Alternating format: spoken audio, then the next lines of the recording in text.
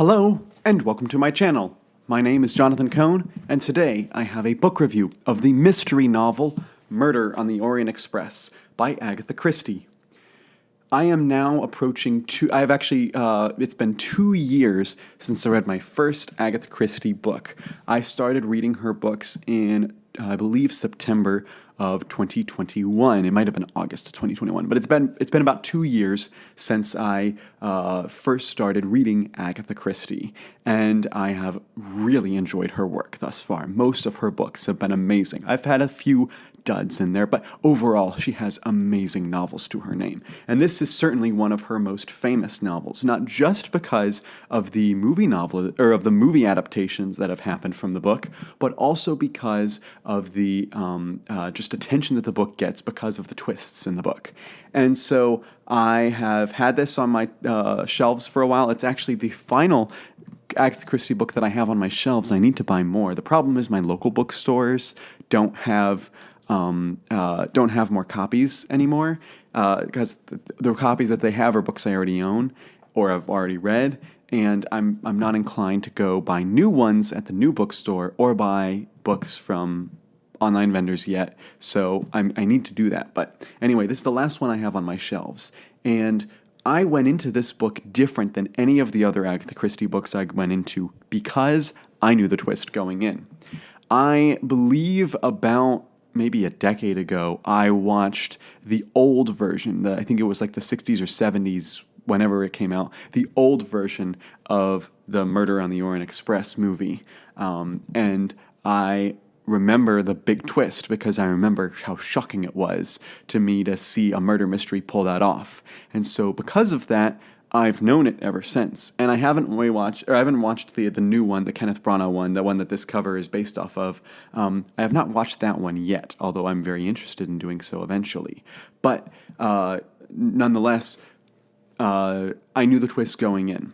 So that's the first time I've ever had that with Agatha Christie. So because of that, I was a little bit nervous about whether I'd enjoy it. And the day that I actually read this whole book in one day, and I was actually kind of feeling sick that day. And so at first when I started, I thought, oh no, I'm going to have a terrible experience. I'm sick. I already know the twists. It's not going to be a good experience with the book, which was going to be sad. But then as the book starts unfolding, I started realizing how genius all the moves were. The way she starts unfolding the information, the way that you learn something about each of the passengers on board of the train, and how it changes your perspective of what's happening, and how by the end of the book it all comes together, and you're like, oh, that's genius. That is a great way to pull that off. I thought that the book was highly entertaining, just a superb book.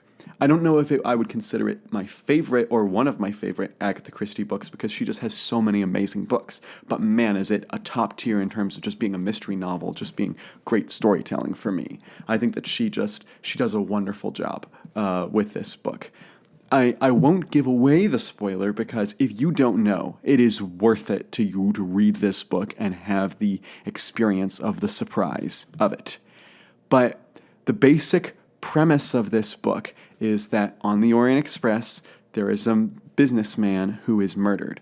And it turns out that this businessman has a connection to another murder in the past. And so it all becomes who murdered this man, who finally did it.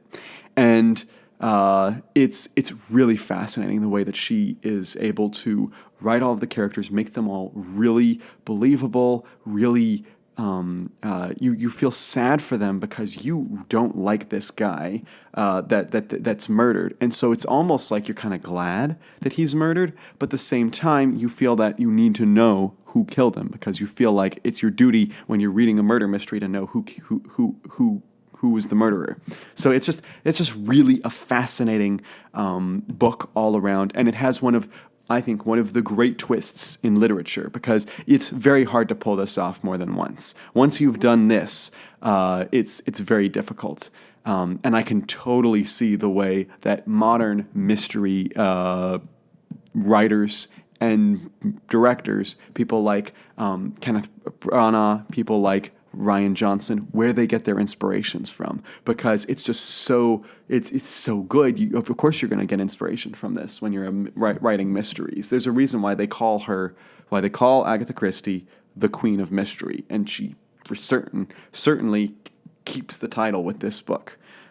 So I'd give it like a 9.3 or 9.2 out of 10. It's not, again, I don't think it's my favorite of her books. I still love some of her books, like, which ones are my favorites? I would say ABC Murders is still top tier. Death on the Nile is about on par with this one. I think that Crooked House is my absolute favorite, of course. And Then There Were None is a close second place for her. Murder of Roger Ackroyd, that was a genius twist I did not see coming. That was really good. That was a really good twist. And then, I think that Halloween Party I would put well below this, as would I put Three Little Pigs. I'd say that on par with this for me were The Cards on the Table, which I thought was really good, Hercule Poirot's Christmas, which I thought was really good, and some of the others. I can't remember all the ones I've read off the top of my head, but it's still a really, really solid, a 9.2 for Christie's, probably an average rating for one of her books, but for any other author, they'd kill to get that from a reader. So I really enjoyed this book, really loved it. If you've read Murder on the Orient Express, what did you think of the book? Did you enjoy it? Did you see the twist coming? Did you know the twist ahead of time? What were your thoughts on the book? Be careful if you're watching and you go down to the comments section. You might be spoiled by some people. You might be spoiled by me because I might be responding to people's comments talking about it. But nonetheless, what did you think? Please comment down below. Please subscribe to the channel and like this video. And until next time, I'm Jonathan, and thank you for watching.